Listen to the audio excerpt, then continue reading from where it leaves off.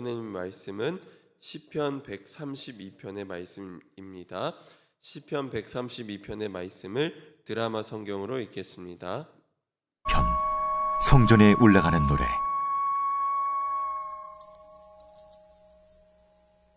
여호와여, 다윗을 위하여 그의 모든 겸손을 기억하소서. 그가 여호와께 맹세하며 야곱의 전능자에게 서원하기를, 내가 내 장막집에 들어가지 아니하며 내 침상에 오르지 아니하고 내 눈으로 잠들게 하지 아니하며 내 눈꺼풀로 졸게 하지 아니하기를, 여호와의 처소 곧 야곱의 전능자의 성막을 발견하기까지 하리라 하였나이다. 우리가 그것이 에브라다에 있다 함을 들었더니 나무밭에서 찾았도다. 우리가 그의 계신 곳으로 들어가서 그의 발등상 앞에서 엎드려 예배하리로다. 여호와여, 일어나사 주의 권능의 궤와 함께 평안한 곳으로 들어가소서. 주의 제사장들은 의를 옷 입고 주의 성도들은 즐거이 외칠지어다. 주의 종 다윗을 위하여 주의 기름 부음 받은 자의 얼굴을 외면하지 마옵소서. 여호와께서 다윗에게 성실히 맹세하셨으니 변하지 아니하실지라. 이르시기를, 내 몸의 소생을 내 왕위에 둘지라. 내 자손이 내 언약과 그들에게 교훈하는 내 증거를 지킬진대 그들의 후손도 영원히 내 왕위에 앉으리라 하셨도다. 여호와께서 시온을 택하시고 자기 거처를 삼고자 하여 이르시기를, 이는 내가 영원히 쉴 곳이라. 내가 여기 거주할 것은 이를 원하였음이로다. 내가 이 성의 식료품에 풍족히 복을 주고 떡으로 그 빈민을 만족하게 하리로다. 내가 그 제사장들에게 구원을 옷 입히리니 그 성도들은 즐거이 외치리로다. 내가 거기서 다윗에게 뿔이 나게 할 것이라. 내가 내 기름 부음 받은 자를 위하여 등을 준비하였도다. 내가 그의 원수에게는 수치를 옷 입히고 그에게는 왕관이 빛나게 하리라 하셨도다. 네, 아멘. 주님의 은총과 제 평화가 133편 예배드리는 모든 분들 가운데 충만하시길 간절히 소망합니다. 오늘은 여호와가 거하시는 곳이라는 제목으로 말씀을 나누고자 합니다.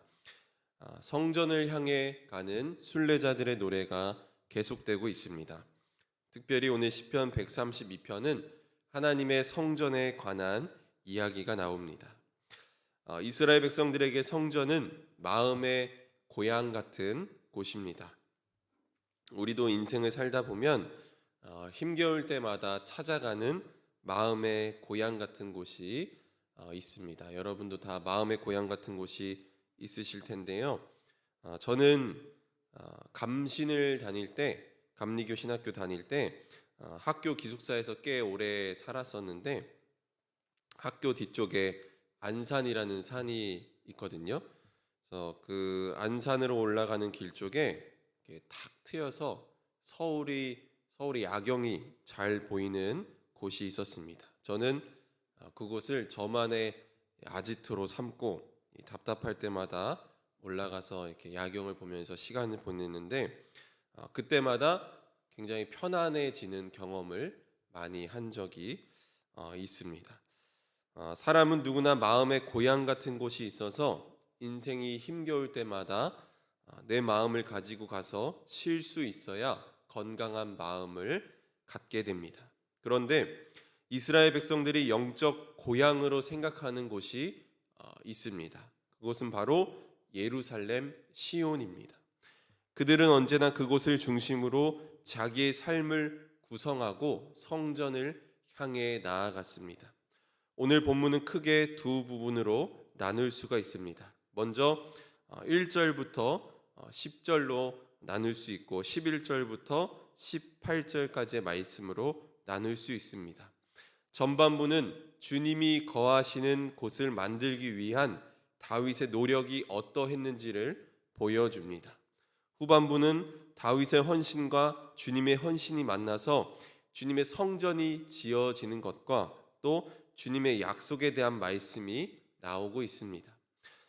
그래서 이 시편을 처음부터 끝까지 관통하고 있는 하나의 주제가 있다면 그것은 여호와가 거하시는 관한 것입니다. 이 시편 132편에는 시온에 관한 다양한 표현들이 많이 나옵니다. 여호와의 처소, 전능자의 성막, 그의 발등상, 평안한 곳, 영원히 쉴 곳 등이 있습니다. 이런 다양한 표현들이 등장하고 있는데 여러분, 하나님이 거하시는 곳은 어디입니까? 성전일까요?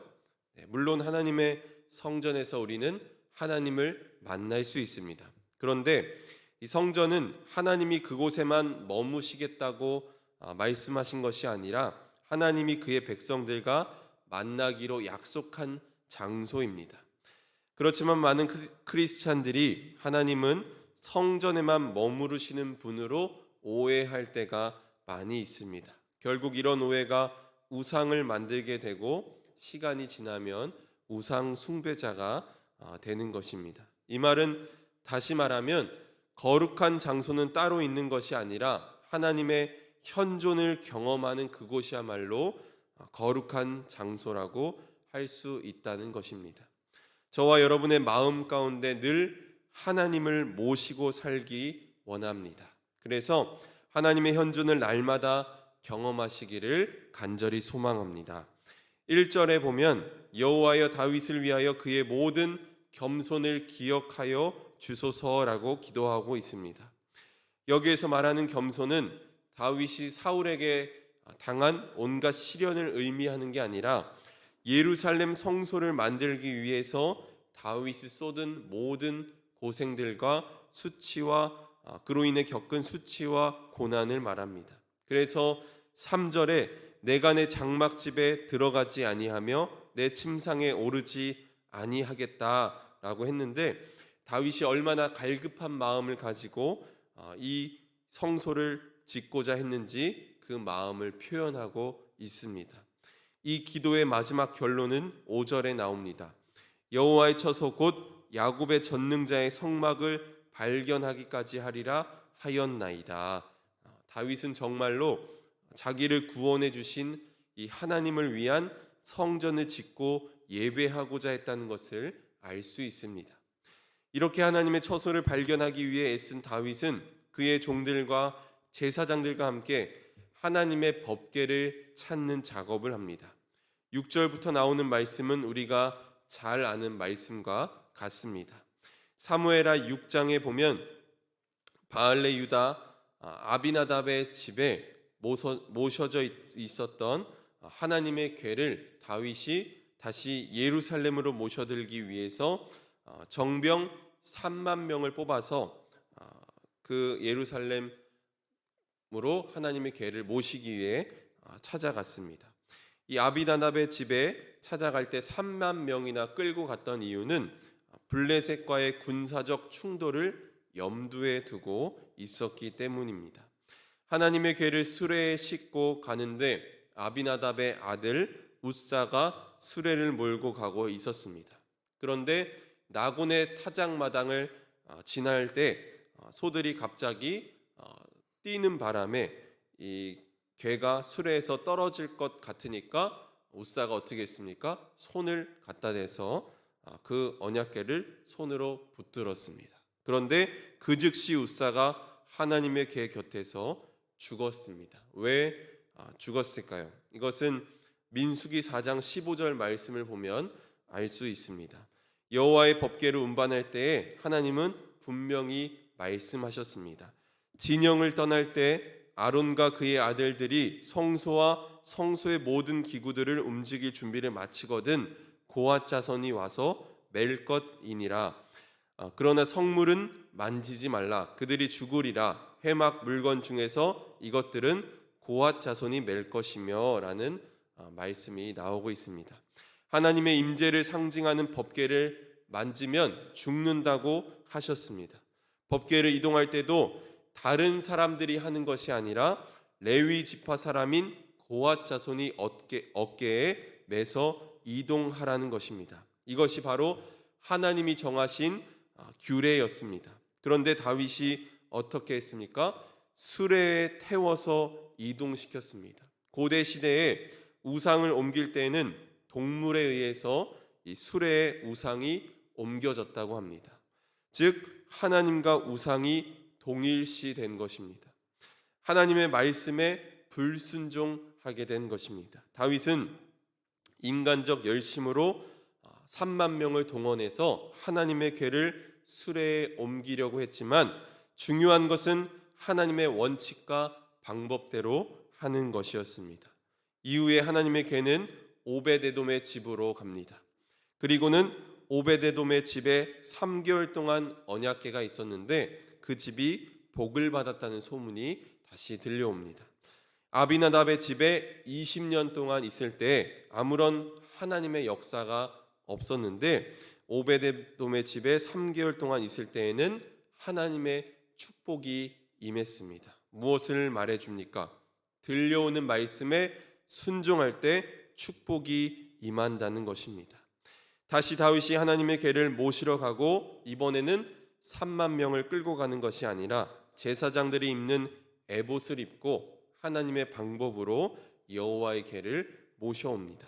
그러므로 우리의 삶의 모든 것들이 나의 생각과 나의 방법으로 하는 것이 아니라 하나님의 말씀에 순종하며 나아갈 때 하나님의 역사가 있다는 것을 여러분 기억하시기 바랍니다. 11절부터는 다윗의 왕권에 관한 이야기가 나옵니다. 그래서 12절의 말씀을 보면 내 자손이 내 언약과 그들에게 교훈하는 내 증거를 지킬진대 그들의 후손도 영원히 내 왕위에 앉으리라 하셨도다라고 약속의 말씀이 나오고 있습니다. 그런데 13절 14절 말씀을 보면 놀라운 말씀이 나오고 있습니다. 13절 14절 말씀을 우리 함께 읽도록 하겠습니다. 13절 14절 말씀 함께 읽습니다. 시작.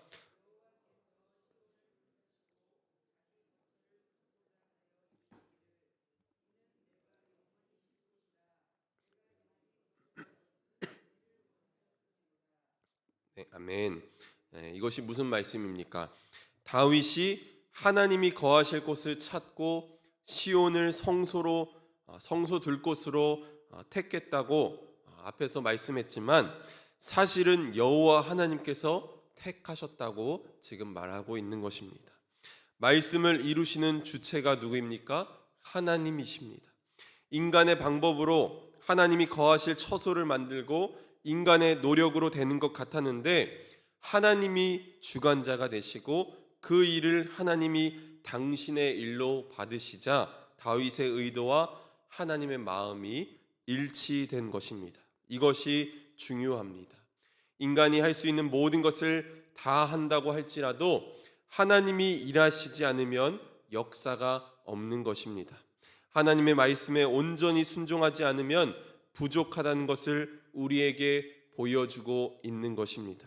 내 힘으로 붙잡고 무엇을 하려고 해도 우리는 늘 실패할 수밖에 없습니다. 우리는 연약한 인간이기 때문입니다. 우리는 질그릇과 같아서 연약하고 쉽게 깨어질 수밖에 없는 존재입니다.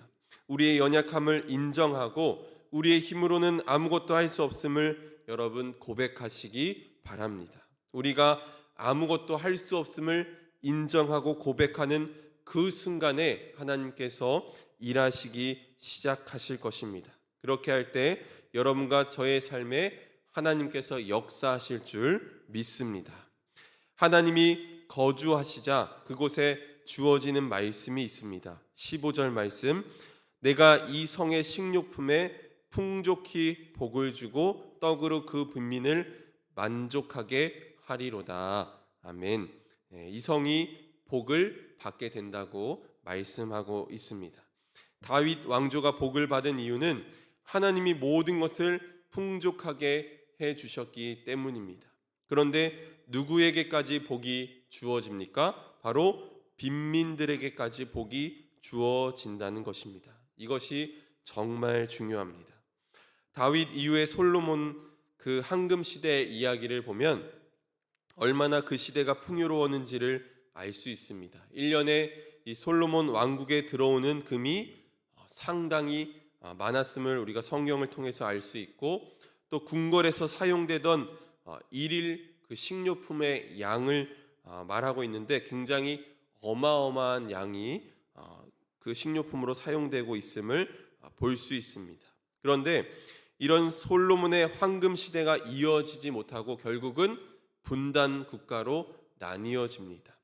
그 이유는 풍요의 전성기에 너무나 많은 사람들이 강제 노역에 고통을 당했고 부여된 세금이 너무도 많았기에 사람들로 하여금 가난하고 고통스러운 삶을 살게 만들었다는 것입니다. 빈민이나 고통받는 이들을 외면했던 풍요로움이 결국 남왕국 유다와 북왕국 이스라엘로 갈라지게 만들었습니다. 풍요로움이 복일 수도 있지만 때때로 화일 때가 더 많다는 것을 성경은 말하고 있습니다. 그러므로 성에 식료품을 풍족히 준 이유가 무엇이겠습니까? 빈민들도 안심하고 살 수 있는 그런 세상을 만들라는 것입니다. 그렇게 할 때 하나님이 어떻게 하십니까? 하나님이 그 제사장들로 하여금 구원의 옷을 입히시고 그 성도들은 즐거이 외칠 것이라고 말씀하고 있습니다. 하나님께서 다윗의 왕권이 든든히 세워져 갈 것임을 약속하고 있습니다. 사랑하는 성도 여러분, 오늘 말씀은 우리에게 귀한 교훈을 전해주고 있습니다. 하나님의 현존을 경험하는 곳이 하나님 여호와가 거하시는 처소입니다. 그렇기에 늘 우리의 마음에 하나님을 모시며 살기를 애쓰고 노력해야 합니다. 그러나 인간의 노력으로는 하나님의 역사를 경험할 수 없습니다. 우리의 애씀이 하나님의 마음과 일치되지 않으면 아무런 역사가 일어날 수 없습니다. 그 어떤 인간의 방법이 아니라 하나님의 방법으로 말씀에 순종하며 나아가시길 간절히 소망합니다. 하나님이 우리 불꽃교회를 복되게 하시고 형통하게 하신 줄 믿습니다. 우리에게 주어져 있는 풍요로움을 나의 복으로만 여기지 말고 어려움을 겪고 또 고통받는 이들을 돕는 곳에 사용하시기 바랍니다. 그리하여 하나님께서 저와 여러분을 든든히 세워가시기를 주님의 이름으로 간절히 축원합니다. 아멘. 기도하겠습니다. 고마우신 하나님, 늘 우리 마음속에 하나님을 모시며 살게 하여 주옵소서. 연약한 심령 가운데 하나님의 은혜를 부어주시고 우리의 상황 가운데 어려움이 있고 또 폭풍우가 몰아치는 것처럼 앞이 보이지 않을 때가 있지만 하나님만을 신뢰하게 하시고 하나님의 말씀에 전심으로 순종하며 나아가게 하여 주시옵소서. 인간의 헛된 노력으로는 하나님의 역사를 경험할 수 없음을 깨닫습니다. 우리의 애씀이 하나님의 마음과 합하게 하셔서 하나님의 은혜의 역사를 경험하게 하여 주시옵소서. 그리하여 우리의 인생을 형통하게 하시고 진정한 샬롬의 축복을 누리며 살아가게 하여 주시옵소서. 오늘 이 예배 가운데 구별하여 귀한 예물 드리오니 연락하여 주시기를 원합니다. 11조 헌금으로 또 1,000번째 예물로 하나님께 예물 드린 그 마음을 귀하게 여기사 축복하여 주시고 기도하는 소망 가운데도 응답하시는 역사가 있게 하여 주시옵소서. 사랑하는 우리 성도님들 가운데 하나님 한없는 은혜를 베풀어 주시고 기도하는 제목들마다 하나님 응답하셔서 하나님의 역사를 그 인생 가운데서 보게 하여 주시옵소서. 날마다 하나님과 동행하며 살아가게 하시고 우리의 삶 속에서 살아갈 때에 슬픔보다는 기쁨을, 절망보다는 소망을 품게 하시고 두려움보다는 담대함과 용기를 허락해 주시옵소서. 모든 것 주님께 맡겨드리며 예수 그리스도의 이름으로 기도합니다.